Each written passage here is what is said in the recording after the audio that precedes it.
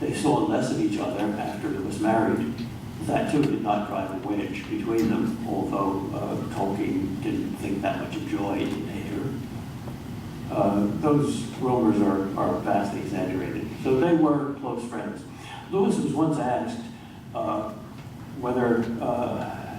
was the relationships among the Inklings?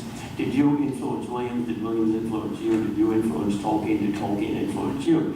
And the answer to the question is yes, Williams influenced me very deeply, and so did Tolkien.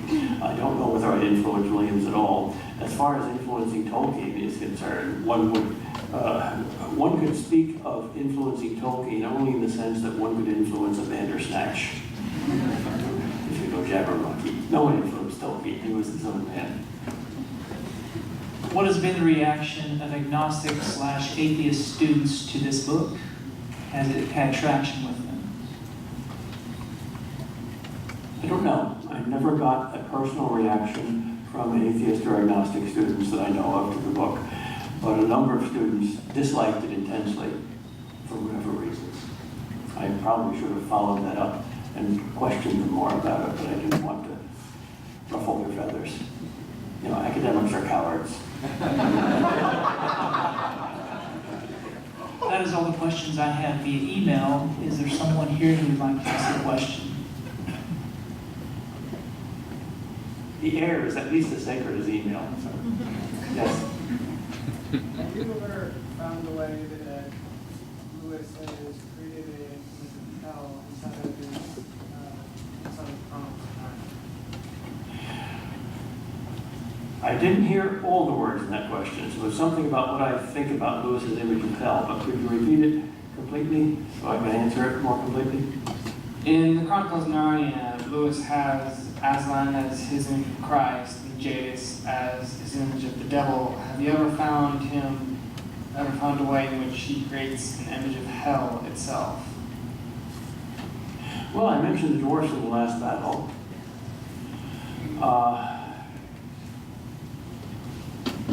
No, there are demon figures. Jadis is one of them. But there's nobody who actually is described as going to hell, although Susan has rejected Narnia and presumably has rejected Aslan, but that's not followed up. No, it's the Screwtape Letters that you have to read to get Lewis's image of hell, and the hell chapter in the Problem of Pain, which is the most clear and accurate theological defense of the most difficult and indefensible of all Christian doctrines that I've ever read. Dr. Kreeft, Father Chris Culpepper, I was intrigued by your comments earlier, and I know this can't be pressed too far, and I'm not even sure I can formulate my question that I want to ask, but hell doesn't contain a fire. Fire's created by God. It's good, it's outside of us. And that idea of hell being self and isolation, what part of self remains, being that self is created in the image of God? That's a brilliantly difficult question, because the image of God is the self. We can say I. And once and only once did God reveal his own essential eternal thing to Moses in the burning bush, and that was the word, I am. So somehow that is destroyed in hell. The demoniac that Jesus met in Gadarene said, "What is your name?" He received this answer, "Our name is Legion, for we are many." You can't say I anymore. So in a sense, Lewis says, no self goes to hell. What goes to hell is remains. What used to be a self. Which, if it is true, and I think it is, answers another very difficult question. How could we ever be happy in heaven if we knew that somebody we loved is in hell? And the answer is, nobody that you love is in hell, because that's not a person anymore. That once was a person, and if you could live in the past, you would bemoan it. But in heaven, you don't live in the past, you live in the present. Suppose you have a beautiful work of art, and it falls into the furnace and dies. You bemoan it because you remember how beautiful it was. But when you look at the present, it's just ashes. It's kind of the image of the unman. Mm-hmm. Yeah, he's not a man. If you burn something, and fire, of course, is a symbol of burning and destruction. If you burn a log, you get ashes. It's something, There's not a lot. So if you burn a soul, you get that which was once a soul, but is now the shards and remains of a soul. In other words, hell is where you go to make an ash of yourself.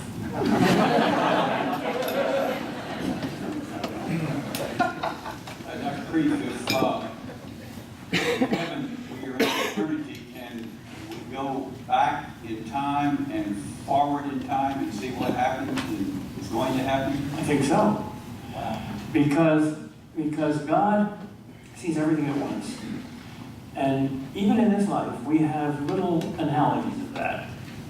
For instance, somebody says to you, have you ever read The Lord of the Rings? And you say, no, I haven't. And then you read it. And you remember everything in it. And then somebody asks you the same question, have you ever read The Lord of the Rings? And you say, yes. And when he says The Lord of the Rings, what do you think of? The first part, the hobbits, the next part, the Black Riders, the next part, the trip to Mordor, the last part, the return to the Shire, no, all of it at once. But it takes years. Yeah, but you have all of it at once because you're outside the book. Well, God is outside the book that he writes, which is history, as well as inside it in Christ. So when you read a book, you're having a kind of an analogy of heavenly mystical experience, transcending the time of the book. Of course, we can only do that by being in another kind of time. It takes time to read a book. And there's where the analogy fails. God is not in his own time. He has no past or future. Everything is present to him. But when we say he has no past or future, that's not a lack. It's our time that's a lack. Our past is no more, and our future is not yet. But what we call past is to God, and what we call future is to God. So it's all there in the present, eternal present. And in some creaturely fashion, we will participate in that. Although we can hardly imagine the fashion. So if we are in that kairos, will we still be experiencing the emotions of chronos? Because the famous verse, all tears will be wiped away. We have a picture that there will be no more sorrow, but if we are truly able to do that, it seems that just as God is grieved by things that are happening in our present, so we would be. There are three answers to that question, two false, one true. There's the Stoic answer, the Christian answer, and the answer of pop psychology. To the Stoics, emotions are all animal emotions, not part of our humanity, and we should rise above them. To pop psychology, we are all emotion through and through. To Christianity, there are animal emotions and there are spiritual emotions. Emotions are part of the image of God in us, part of the heart. We have emotions that animals do not have. Compassion, sympathy, intuition.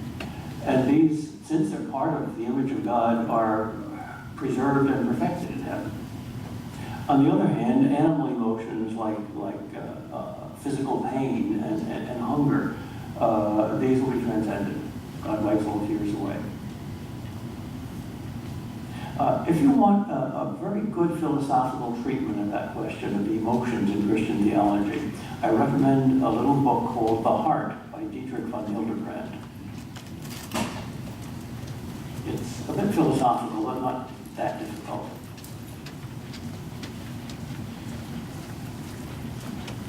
Charles Williams has brilliant concepts. I'm just wondering if you believe that he is a good writer and his books are well written from a literary perspective. No. But that's not his fault. If he had confined himself to Harry Potter kind of stuff, he would have been a much more famous and successful writer because people could grasp it. Instead, he wanted to penetrate through to the difficult things, the mystical themes. And therefore, he gives his relatively few readers very precious and unique insights, rather than giving to 10 times as many readers insights that they could have gotten anywhere else.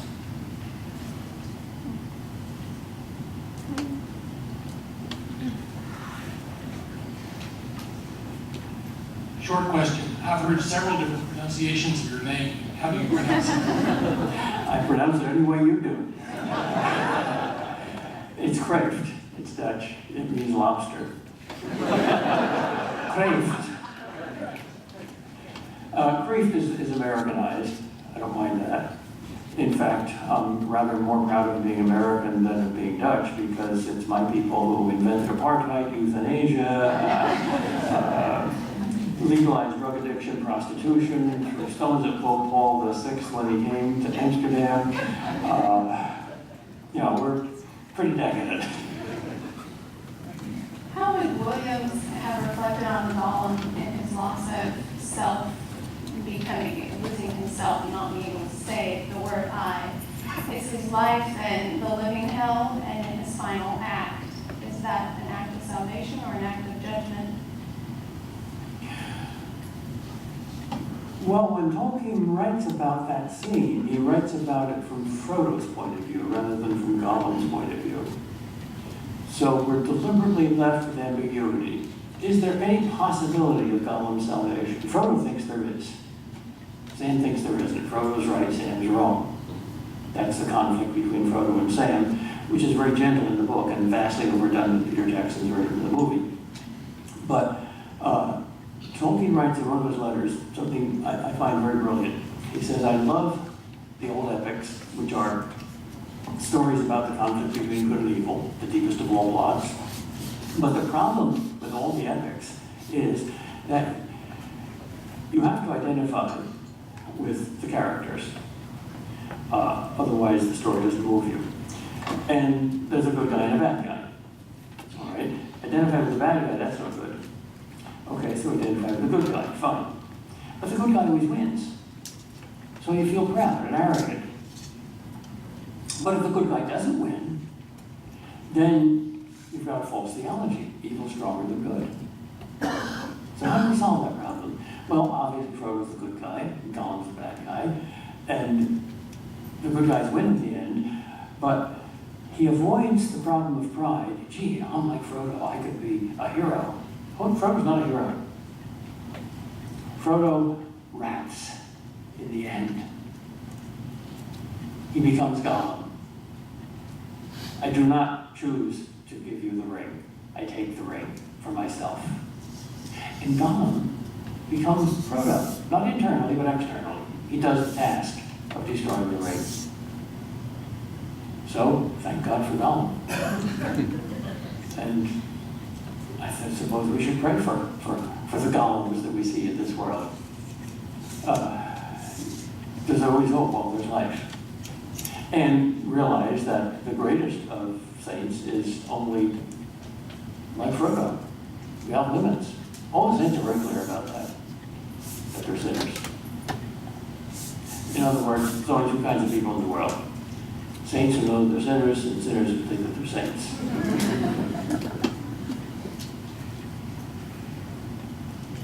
All right. Thank you, Dr. Kreeft.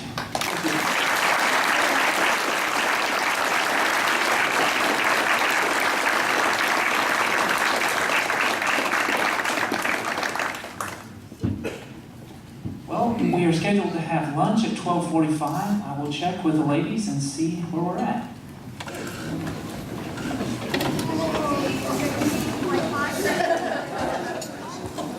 We have 5 minutes. She needs 5 minutes.